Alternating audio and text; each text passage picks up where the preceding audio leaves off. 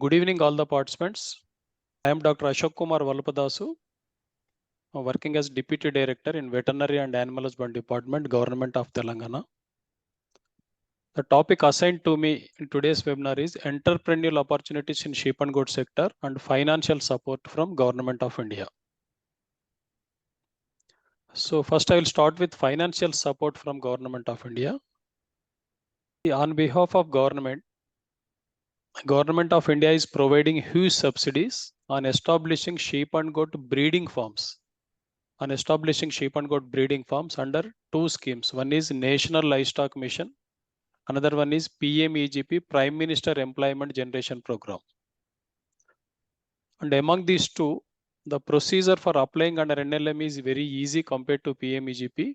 And even the subsidy part also too high in NLM. Under PMEGP, the procedure is little bit difficult, but we should establish only dairy units, not breeding units. So first I will explain about PMEGP. Under PMEGP, one can establish a dairy goat unit with a maximum unit cost of 20 lakhs and the subsidy is 25 to 35%. For example, if the applicant belongs to a special category, like if he belongs to SC or ST or OBC or minorities, or if she is a woman, and if the unit is going to be established in rural area, so the subsidy will be 35%. And the beneficiary contribution is 5%.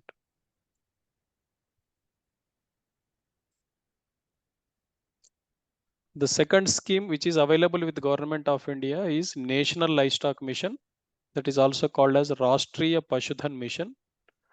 So with regard to this, I will explain you actually what it is and how to apply under National Livestock Mission.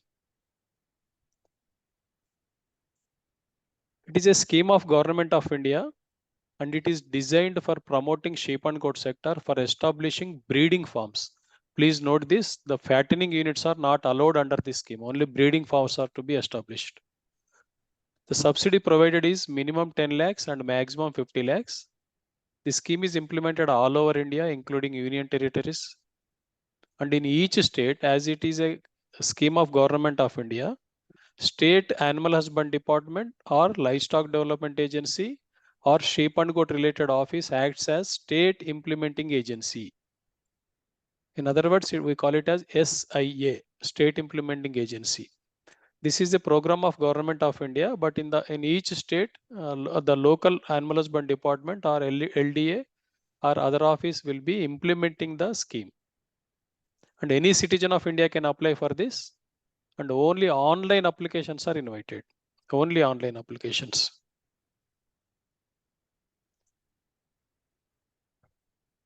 Actually, this is not a new scheme. It is launched in 2014-15 by Department of Animal Husbandry and Dairying. It is launched 9 years back. At that time, the unit size was 10 plus 1 and 100 plus 5. During that time, the subsidy provided was 12,500 for establishing 10 plus 1 scheme and 2,50,000 for establishing 100 plus 5. And subsidy was routed through NABARD. But in 2021 and 22, the entire scheme is revised and realigned. They have revised the unit size, they have revised the subsidy, they have revised the components also. Since 2021, the program is called as National Livestock Mission EDP, Entrepreneurship Development Program.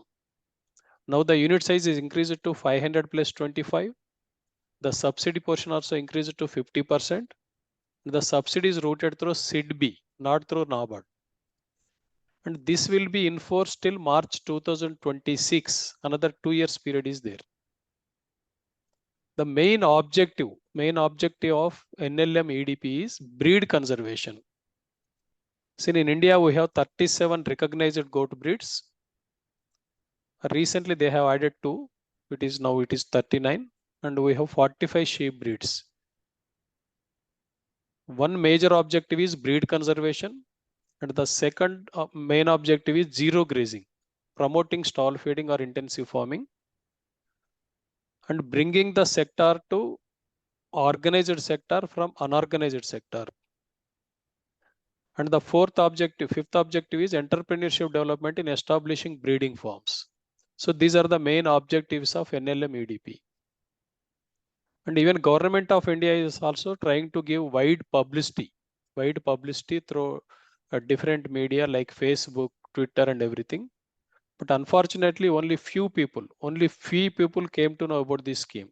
In spite of being launched in 2014, in the last 9 years, only few people have availed this scheme because of not knowing about this scheme. And in December 2022, they have made few amendments to the guidelines. They have reduced the unit size. In the beginning, it was 500 plus 25, and they have reduced the unit size to 100 also. Now one can apply for 100 plus 5, or 200 plus 10, or 300 plus 15, or 400 plus 20, and the maximum unit size is 500 plus 25. And they have made certain few other kind of amendments also regarding eligibility of the beneficiaries and regarding the beneficiary share.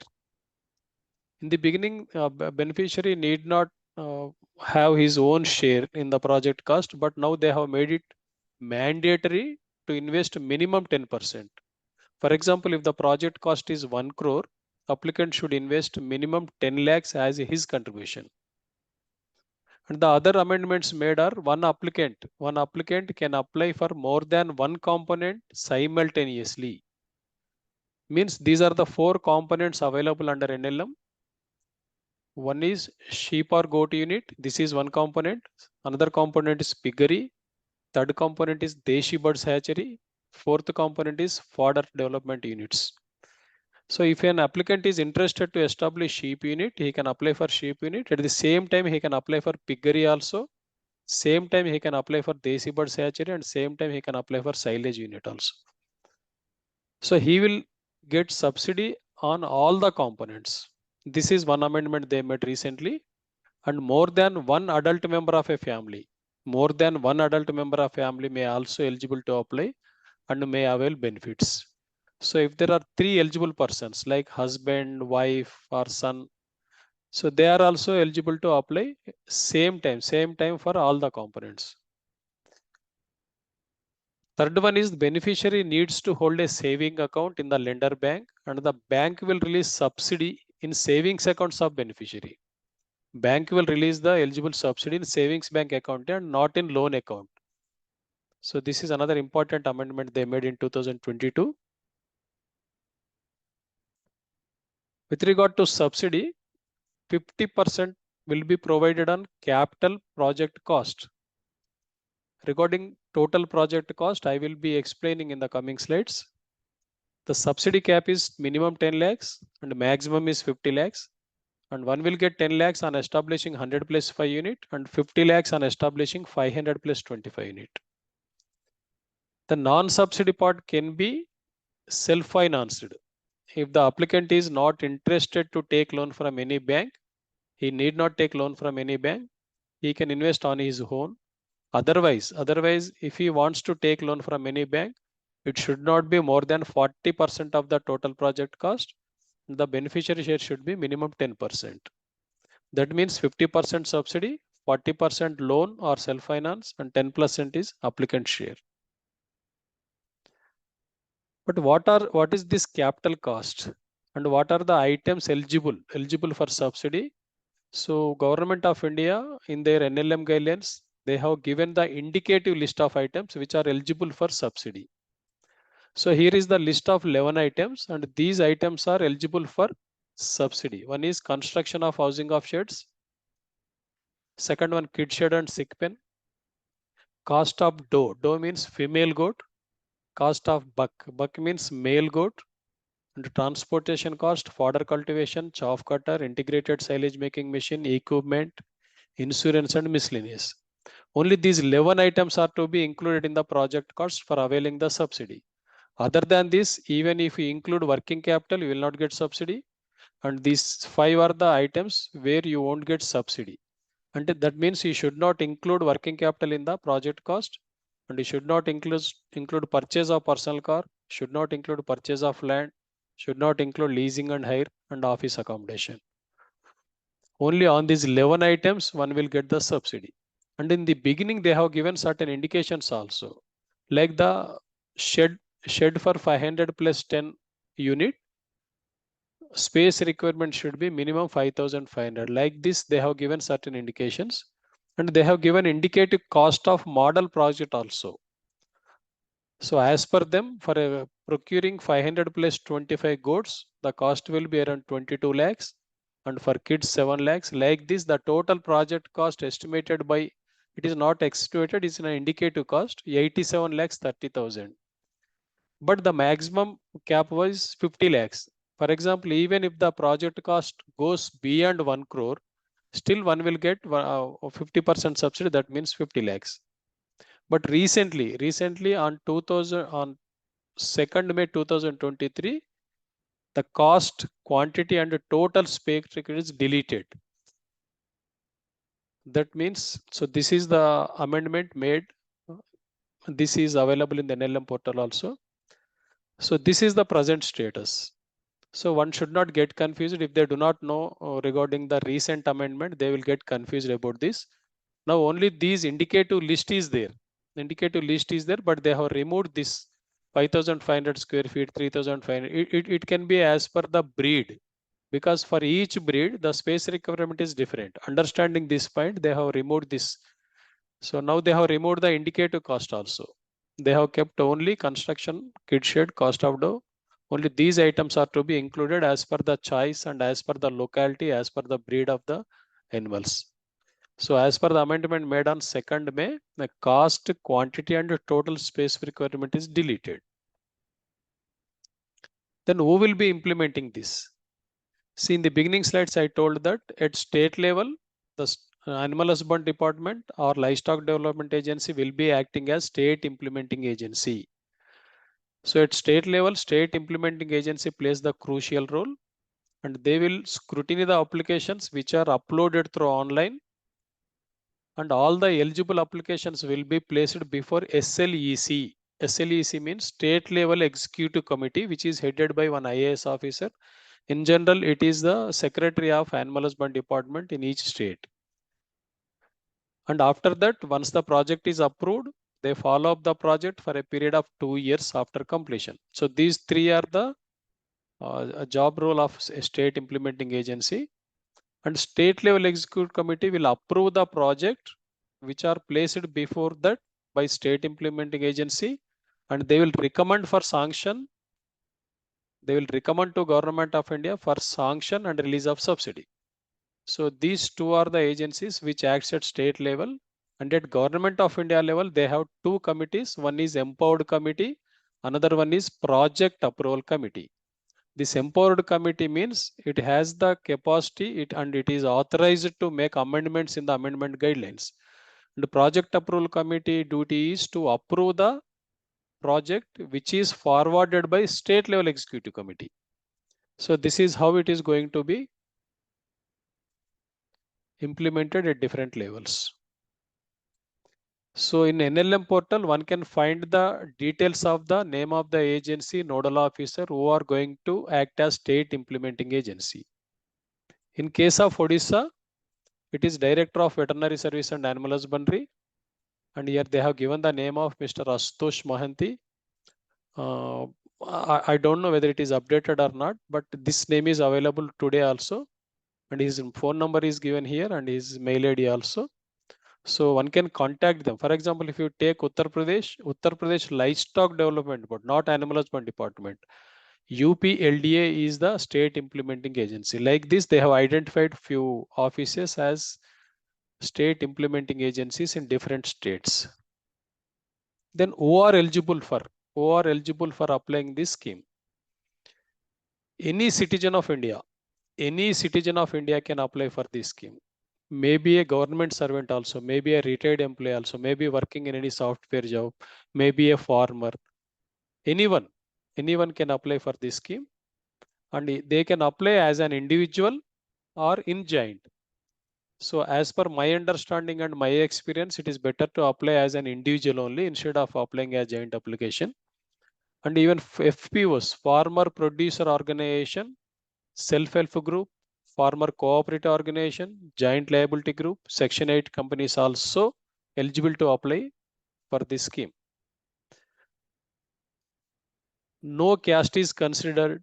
The subsidy is same for all the caste, and no education is required. Even illiterate people also can apply for this. No religion, no region, no gender preference also. But under PMEGP, there is gender preference. If the applicant is woman, she will get more subsidy. But under NLM, there is no gender preference. The only condition is the upper age limit is should be less than 65. If he crosses 65, then he is not eligible to apply under this scheme. And owning the land for fodder cultivation is not mandatory. I am repeating this. Owning the land for fodder cultivation is not mandatory. Then how to apply? And what are the documents required? Here is the list of documents if a person is applying as an individual. If an applicant is applying as an individual, here is the list of the documents which are required. One is detailed project report. We generally call it as DPR. It should be made by one chartered accountant. And minimum land is required for construction of sheds. Minimum land is required for construction of sheds. 1/4 acre for every 100 plus 5 unit. 1/4 acre for every 100 plus 5 unit is required. And it need not be own land. It can be a lease land also. And if it is own land, they should have the documents. Documents means not the registered documents, only the pattadar passbook like that. And if it is a lease land, they should have lease agreement. If the land is in the name of mother, and if son is applying for this scheme, he should take land on lease from mother. So anything should be related to applicant only, not on family members. And the regarding other documents required are Aadhaar card, PAN card, and address proof, and one GPS location photo of proposed site for shed construction. For example, if I am showing 5 acres under this project, and if my 5 acres are located in different survey numbers, I should mention clearly in which survey number I am going to establish the shed. I am going to construct the shed. So I will explain you what is GPS location photograph in the coming slides. And one applicant photo is required. And bank consent. If he is planning to take loan from any bank, in the beginning he should take bank consent. Or if it is a self-finance project, then also he need to take guarantee from the bank. And own share documentary proof. For example, if the unit cost is 1 crore and my share is 10 lakhs, so I have to keep this 10 lakhs in the savings account and I have to upload the statement, bank statement. This is documentary proof. And one cancelled bank check with mandate form and one experience or training certificate. So all these documents should be in PDF form only. The procedure is very simple for applying under NLM. Only online applications are invited. One need not go to any office, you need not meet any officer, you need not submit any document in any form to any person. Only online applications are invited. But as per my understanding, because I have been supporting few applicants since last 2.5 years, the main constraint is DPR, detailed project reports. As it is a nation level program, you can get it done from any person to whatever the state he belongs. For example, if a person of Odisha is applying for NLM, they can get it done from a chartered accountant who is staying in Telangana. Just I am giving one example. It need not be from the local chartered accountant. The second one is bank consent. So if an illiterate or a low income person approaches the bank for loan, so they are not, bankers are not cooperating. This is what I have observed personally. And one training certificate, because there are no recognized training centers in any state except in AP. As per my understanding, there is only one training center in AP which is run by the government of Andhra Pradesh. But I do not have any idea about the trainings which are organized by government of India institutes or state government institutes. The two institutes which are with the government of India is one is at CARG, one is CARG at Mathura of UP, the other one is CSWRI at Avikanagar of Rajasthan. People generally get confused about the term DPR. What is DPR in fact? See, DPR is nothing but which gives all the details of beneficiary and cost of project in a particular manner as per the NLM guidelines. And we should mention each and every part, like what is the cost of animals, And here you can see if the unit size is 500 plus 25, then according to the breed, what would be the body weight and what is the procurement price, and on each animal how much you are going to invest towards purchase, and what will be the total cost of the animals. Likewise for animal sheds, and what are the different kind of sheds you are going to construct, and what is the square feet area, and what will be the production cost of construction. Like this for each and every item which are eligible for subsidy under NLM, like cost of animals, animal sheds, other civil works, farm equipment, transport, insurance, everything should be mentioned in the DPR. And one flock flow chart. This is flock flow chart.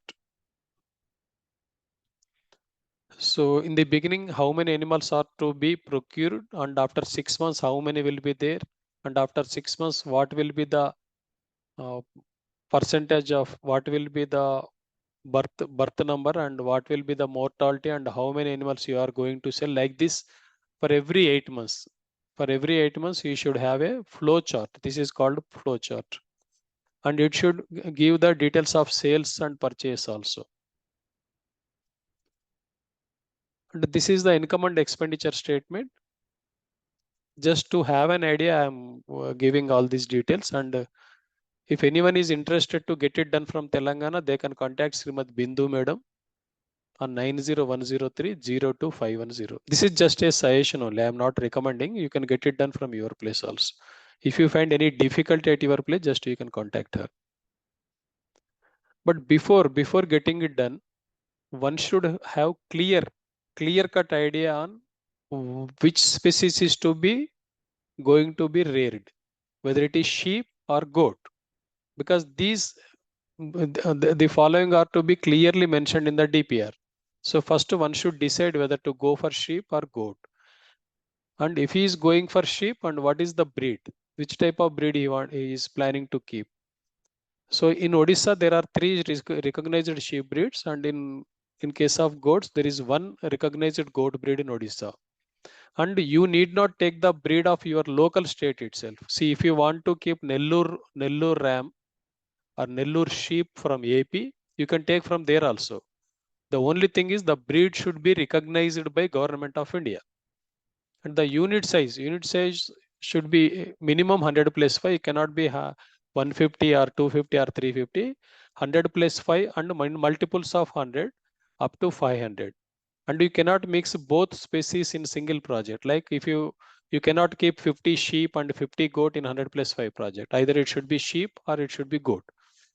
And with regard to housing system, what type of housing system you are opting, whether it is elevated or ground, and what is your feeding plan? Do you want to cultivate on your own, or you want to purchase from outside? Depending on this, you need to show the land availability also. And for 100 unit, for shed construction, this is mandatory. One should have minimum 1/4 acre, and it can be own land or lease land. And for fodder cultivation, for every 100 plus 5, you need to have 2 acres of land, but this is not mandatory. You can outsource it. And if it is self-finance, whether you want to self-finance or you want to take bank loan. So one should have clear idea about what he is going to do. Then only they can opt for a DPR. Once DPR is prepared, it cannot be changed. And here is the list of recognized goat breeds. Here you can see in Odisha, there is one breed called Ganjam, and it is a recognized breed. This is in case of goat.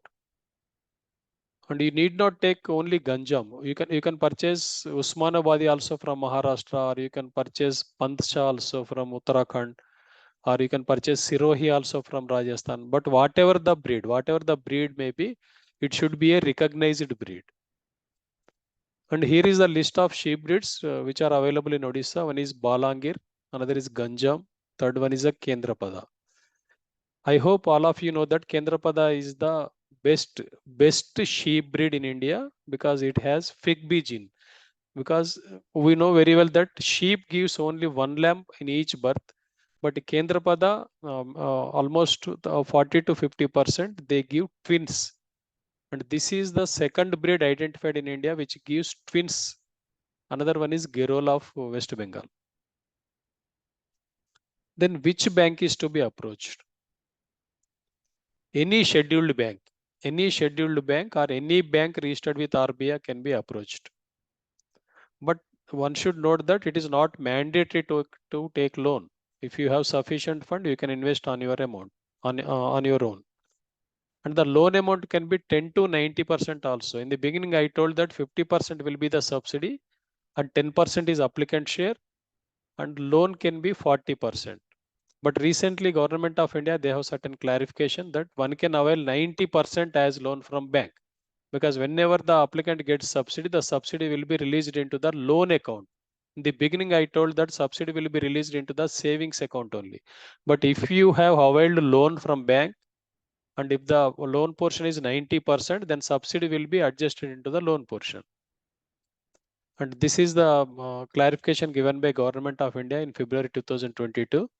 The bank may sanction the loan for full project cost, and the loan should be disbursed only after approval of the subsidy. This is the clarification given by Government of India.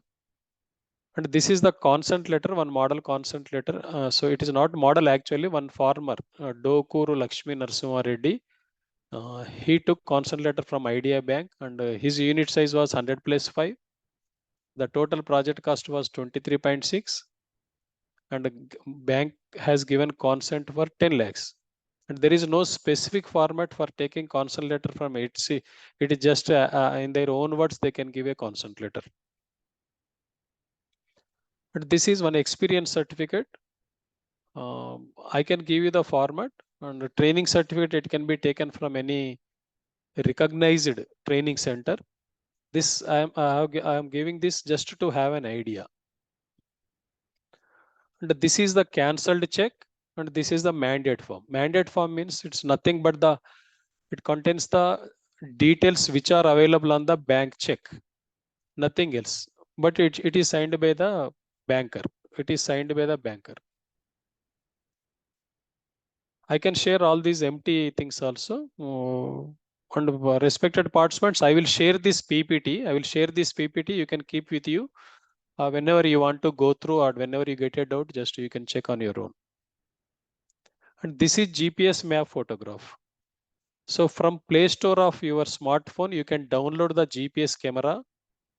And with that GPS camera, you have to take the photograph of the place where you are going to construct your shed.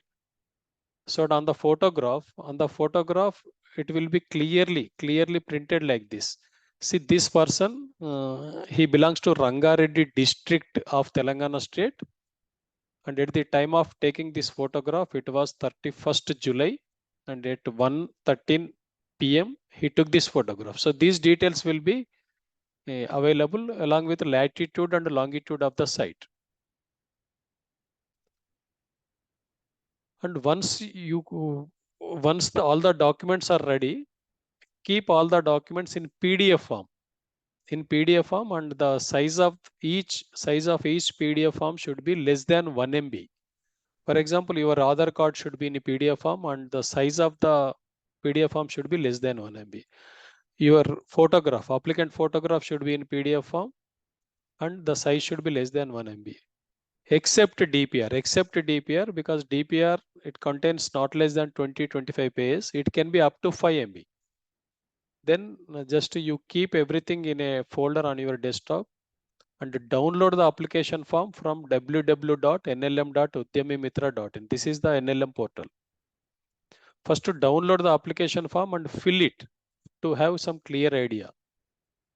And this is the application form. Just keep on filling this application form. Just seeing your DPR. Just keep ready. Open the DPR before you, in front of you. Then just fill the details which are available in DPR. And don't deviate. Even if you deviate 1%, your application will be returned. Keep filled in application form and DPR with you, and log in into NLM portal. The portal name is nlm.udyamimitra.in, and you click on entrepreneur. So you will get 3 options, whether you want to log in as an entrepreneur or as a scientist or some other name is there, and you have to click on entrepreneur only. Then it will ask you to enter your mobile number. You will get one OTP and you enter your OTP and the page will be open and fill all the columns as per already filled in application form and as per DPR. And at end means at page 4, there is an option to upload all required documents. You upload all required documents and click on submit. The 5 pages application will be there in online, and 4th page is only for uploading the documents, and 5th page is just to click on submit. And once you submit, you can download the application form, or if you want to view, you can view it, or if you want to withdraw, you can withdraw also. If you want to withdraw at this point, you can withdraw also. So no registration fees required and no processing fees required. And you need not go to any office. You need not submit hard copies at any place. And the portal is open 24/7.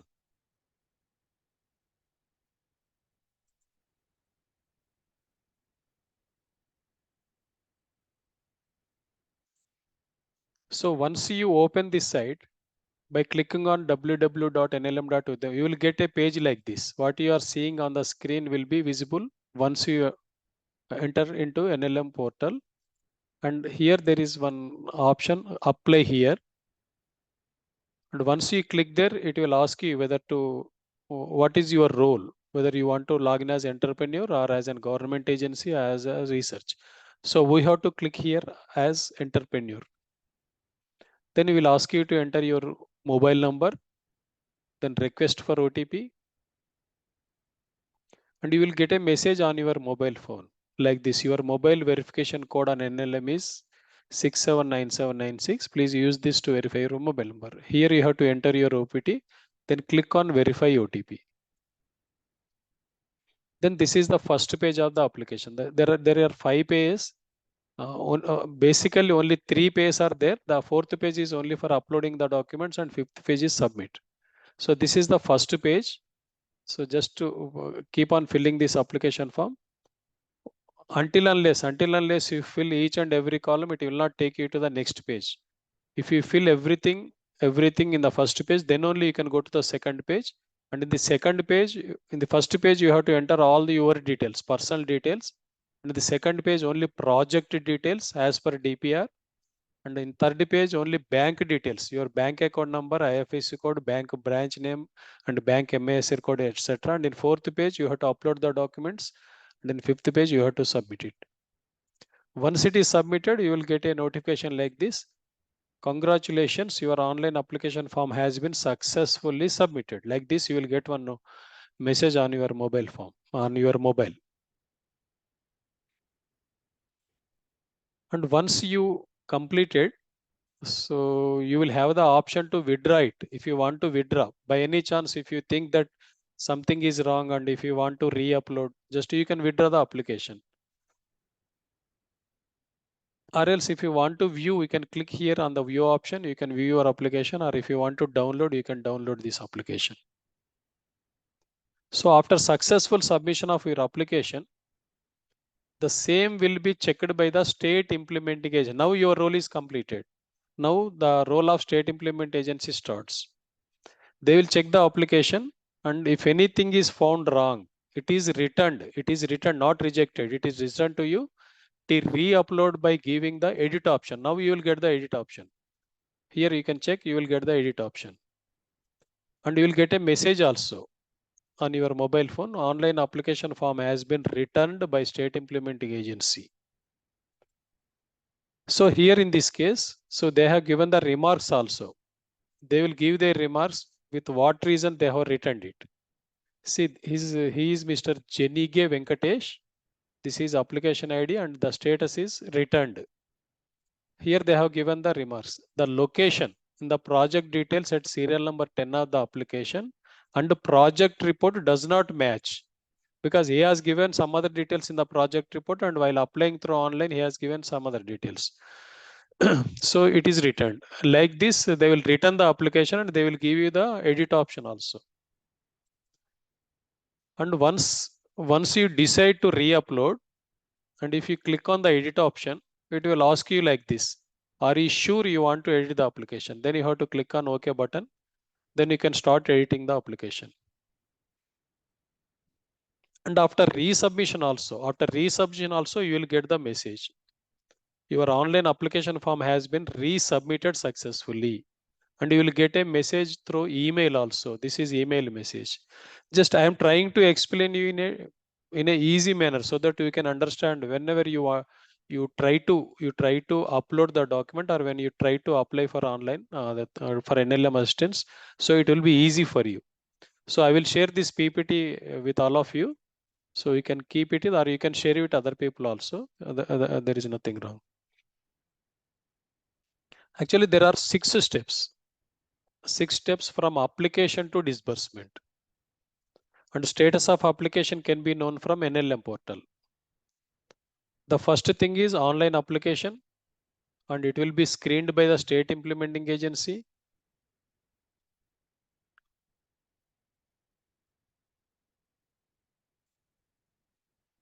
Yes. So while screening, if they find everything is fine, they will send it to the banker, or they will return it to you for re-uploading and by giving edit option.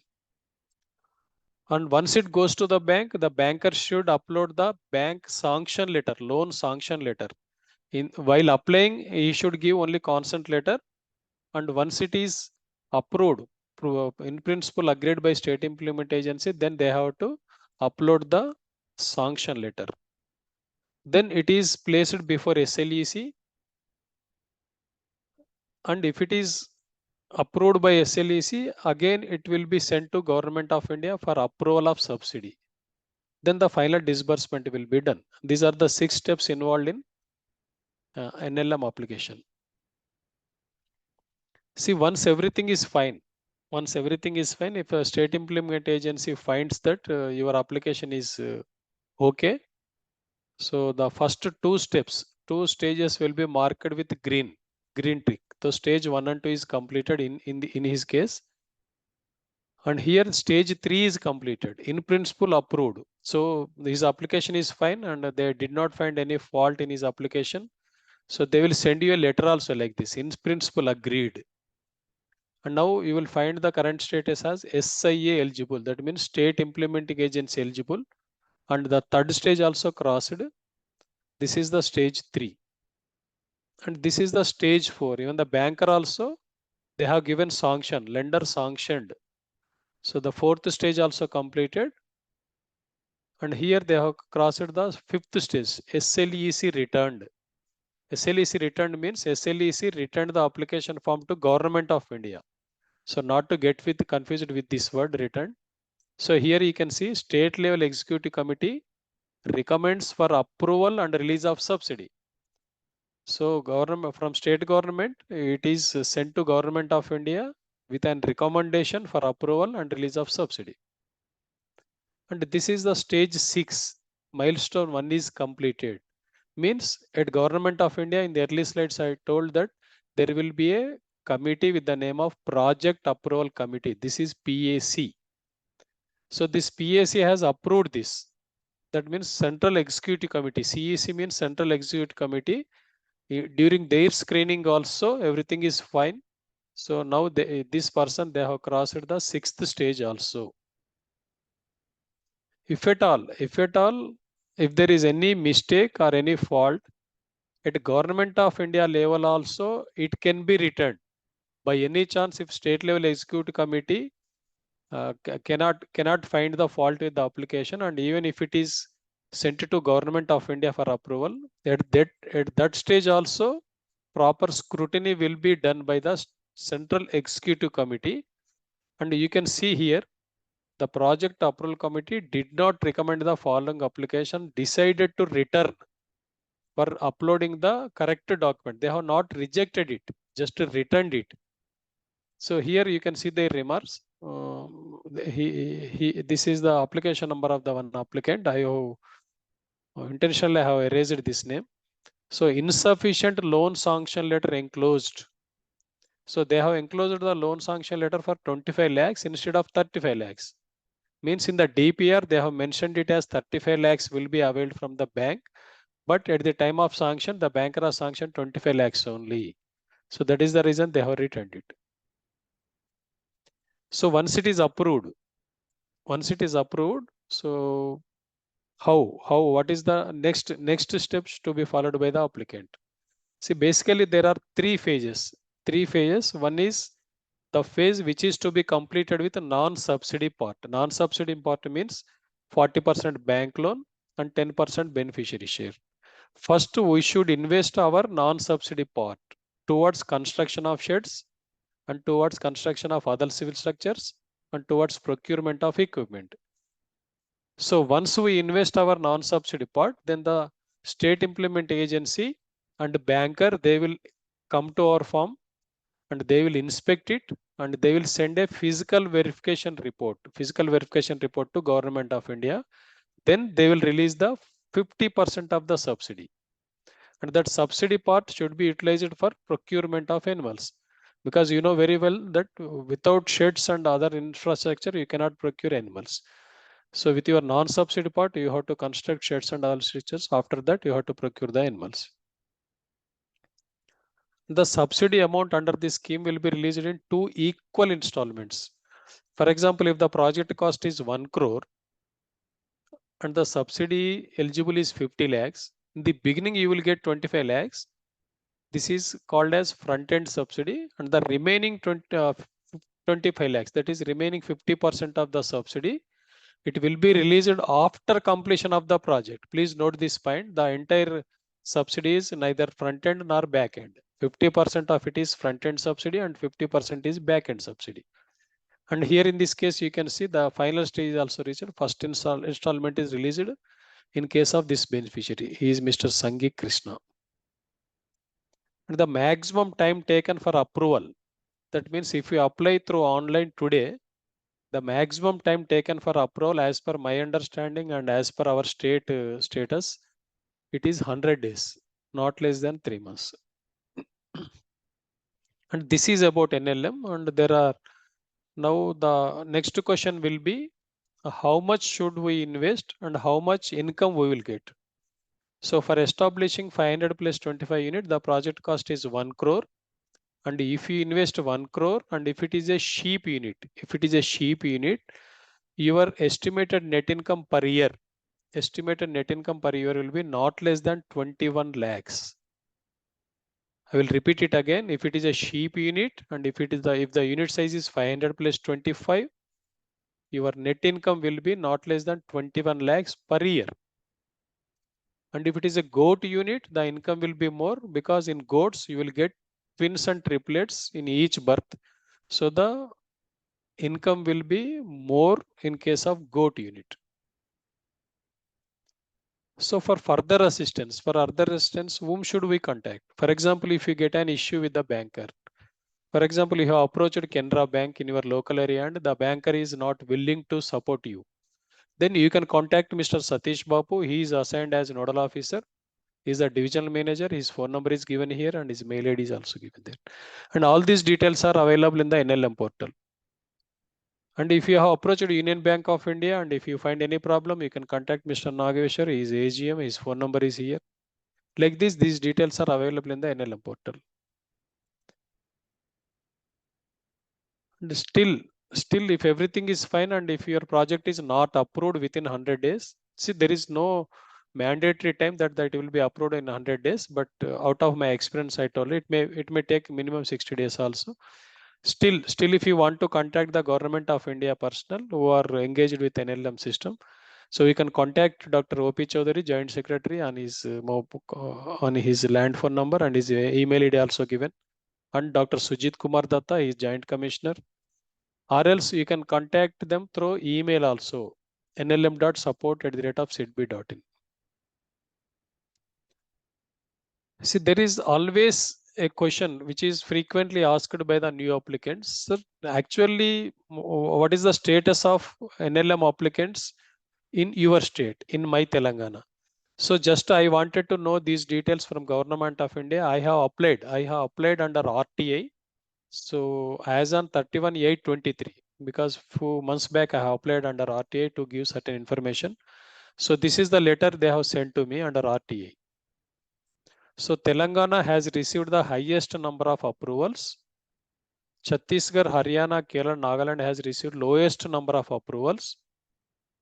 And out of total sheep and goat approvals, that is 330 are sheep and 257 are goats. So if you want to have this type of information, you can apply under RTA. You will get the latest status also. That means those areas in those states where the awareness is created more, so the applications have been approved in larger number. And other than sheep and goat sector, there are few other components also under NLM. One poultry project, one can establish a Desi Birds poultry hatchery. The total project cost is 50 lakhs and one can get 25 lakhs subsidy. And one piggery is also there. The subsidy is minimum 15 lakhs for establishing 50 plus 5 boars, and for establishing 100 plus 10, one can get 30 lakhs subsidy. And this is another component for which you will get up to 50 lakh subsidy for establishing a silage unit and up to 50 lakh subsidy for establishing fodder block unit. This is about NLM.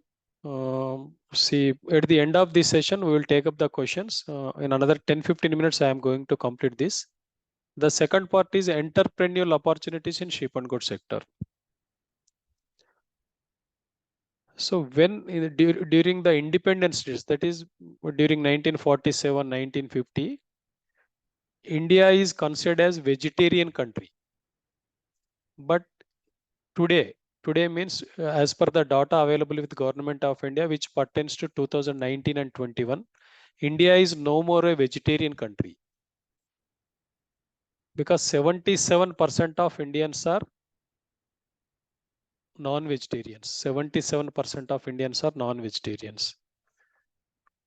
Even in Odisha, as per the data available, which is collected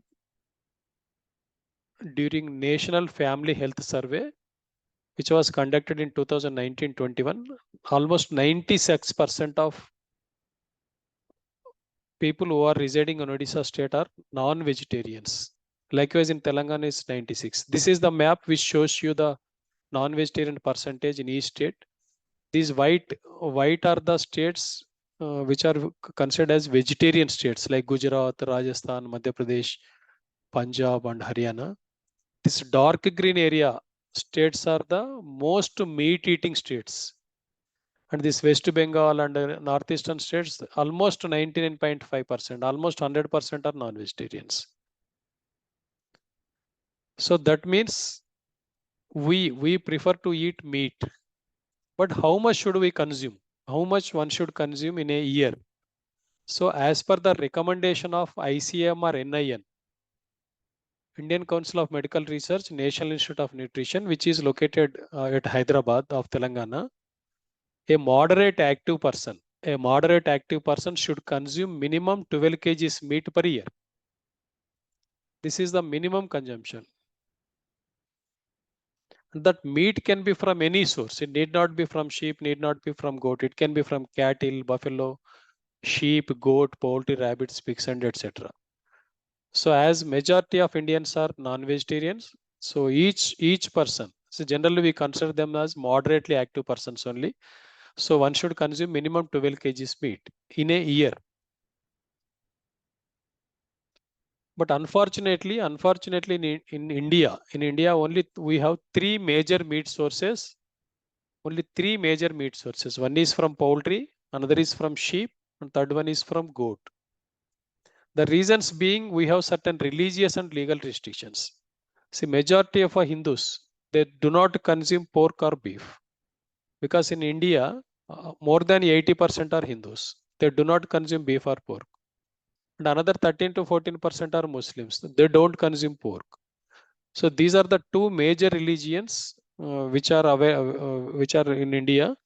And these two people, they don't consume pork. And beef is not a choice of Hindus. So for our meat needs, we have to depend either on poultry or sheep or goat. And the another important thing is whatever the data available with Government of India, whatever the data available with Government of India with regard to meat production and meat consumption, it also indicates very clearly that chicken, chewan and mutton. Chicken means the meat of poultry, chewan means the meat of goat, and mutton means the meat of sheep. These three are the preferred meats in India. So this is the species-wise share in total meat production in 2020-23. 51% of total meat produced in India is from chicken. And another 25% is from sheep and goat. That means 76% of the total meat produced in India comes from chicken, comes from poultry, sheep and goat only. The remaining beef and other sources are almost negligible. I should not say negligible, but it is not even 25%. And sheep is contributing 10.5% or 10.5% of the total meat production, and goat share is 14.47% of the total meat production. And with regard to the per capita meat consumption also 51% of the meat consumed in India is from poultry and 25% is from mutton and chewan. Whereas in other countries like China, if you take China, 62% of the meat consumed by them is from pork. And worldwide, globally, 37% is from pork. But whereas in India, the choice is very low, just 3.85%. That means it clearly indicates that our primary meat source is poultry, and second major meat source are sheep and goat. At the same time, in India, the meat production is increasing. And 77% growth is recorded between 2012 to 2023. When it comes to Odisha, Odisha is at 13th place with 2.32% share of total meat production of India. This is the Odisha share, 2.32%. And it is producing almost 0.2 million tons of meat. But here you can check, and they have given comparison of all the 5 years, 18, 19, 19, 20, 20, 21, 21, 22, 22, 23. But there is no considerable growth actually. Just you can see this. This data is available with Government of India portal. But whatever the production may be, in spite of having 77% growth in meat production, the supplies are not sufficient enough. There is a vast gap between demand and supply. So this gap is clearly indicated by increasing retail meat prices and low per capita meat availability. These two points are very, very important. These two are the clear indications that we are not self-sufficient and there is vast gap between demand and supply. See, I tried to collect few information from Orissa also, but I could not get in time. See, I have given the details of AP and Telangana. In the year 2000, this is 23 years back, the chicken price was 55 to 60 rupees. Now it is 250. There is a growth of 5 folds. But in case of mutton and chewan, in the year 2000, it was 100. Now it is 800 place in Hyderabad, the place where I am staying. Exactly 6 years back, it is not even 450. So in last 6 years, there is a jump of 100%. So it clearly indicates that there is vast gap between demand and supply. Even if you look at the per capita meat consumption also, it is too low. As per the recommended dietary allowance of NIN, one should consume minimum 12 kgs of meat, but it is not even 7 kgs. This is availability, not actually consumption. Availability does not mean the consumption. So even in 2022, the availability is 7.10 kgs only. In case of Odisha, the per capita availability is just 4.93 kgs, but the recommended dietary allowance is 12 kgs. This is availability. not even consumption. But still, if we consider the availability as consumption, still there is a gap of 58% in Odisha. And in all over India, it is 42%. In future, whatever the gap is existing, it will increase further. It will increase further, and it will increase further because of three reasons. The three reasons are, one is increasing human population. So human population is increasing year by year, and increasing non-vegetarians percentage.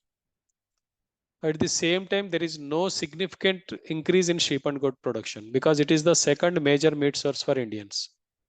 Because of three major reasons. One is increasing human population, increasing non-vegetarian percentage, and insignificant increase sheep and goat population. I will explain one by one. See, 22 years back, in 2001, our India population was only 100 crores, 1000 millions. Now it is crossed almost 1418 millions, means 142 crores. So there is a jump of 41% in last 22 years. So human population is increasing means correspondingly non-vegetarians percentage also will increase, and there will be more demand for meat. This is one point. Second thing is the non-vegetarians percentage is also increasing. For example, in 1993, that is 30 years back, only 56% of Indians were non-vegetarians. Now it is 77%. In Odisha also it is 96%. Even in the places like Rajasthan, which is considered the most vegetarian state in India, in 1993 the non-vegetarian percent was 17%, and slowly it is increasing. Today it is 31%. That means India is shifting towards non-vegetarian food, and almost it is crossed 77%, and this is the data of 19 and 21. As per my understanding, it should have crossed 80% by this time. So increasing non-vegetarians percentage means there will be more demand in future. And at the same time, there is no significant increase in sheep and goat population. See, I have given the data of 2007, 2012 and 2019. And these are the years in which the livestock census was conducted by Government of India. You know very well that for every 5 years, Government of India takes up livestock census. And in 2019, it was 20th livestock census. In the 20th livestock census, the sheep and goat population is 223 millions in India. And in 2007, and exactly 12 years back, it was 18th livestock census. The population was 212 millions. The growth is insignificant. Only 5% growth is recorded in last 12 years. And if you look at the Odisha, see this bar indicates the census of 2012, and this bar indicates the census of 2019. And this is sheep population chart.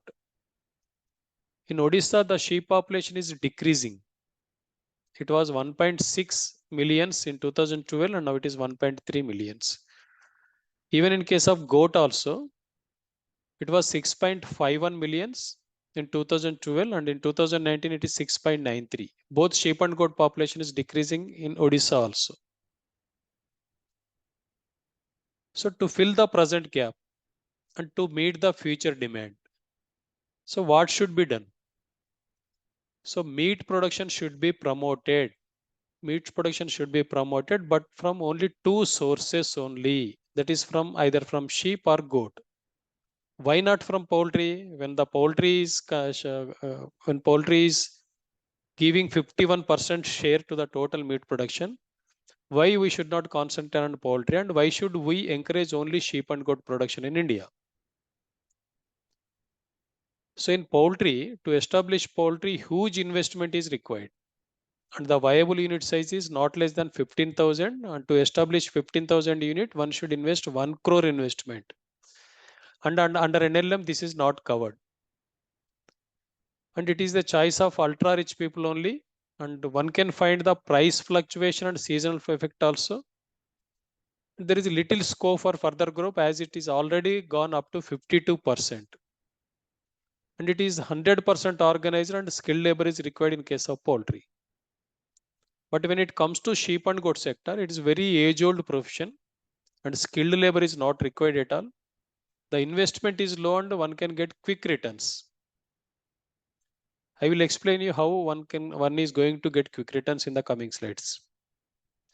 Comparatively, one can get good returns as I have explained in the previous slides by establishing 100 unit.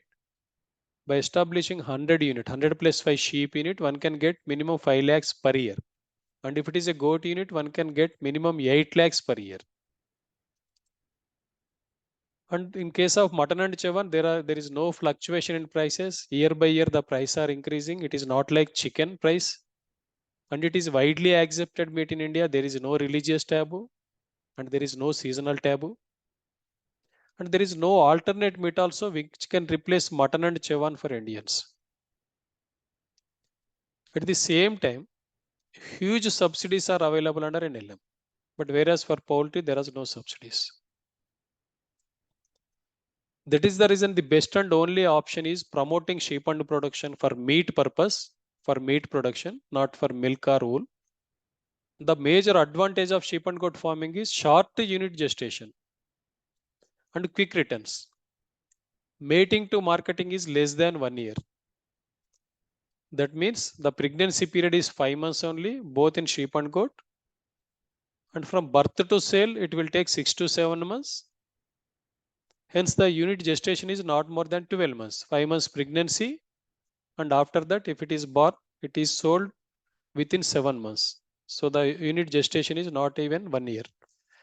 And there is no marketing problem. I hope all of you know that till now, this is the only sector where there is no demand for minimum supporting price. In each and every state, the shepherds are able to sell their product on their own as per their choice, as per their requirement only. Because the price are increasing year by year. As there is no fluctuation in sales price, there is no marketing problem. They can sell the product, they sell the finished product for slaughter, and they will get the same price throughout the year. Same price throughout the year. Even if they sell it at the time of Dasara festival, they will get the same price. Even a day after that also, they will get the same price. So finally, as per my experience, because of support and financial assistance available from Government of India, it is advised to do sheep and goat farming, particularly traditional and non-traditional entrepreneurs. They can take up this, and without any assistance also, one can do this if they can understand the present status and future demand. Because in each and every village we find shepherds. They are not getting any kind of support from anyone, but still they are maintaining it because it is viable project and it is profitable and there is no marketing problem. Then if anyone wants to do it, how to do it? So as per NLM guidelines, one should go for zero grazing only and they should be maintained under scientific management system. So this is about today's topic. Thank you all. Thank you once again.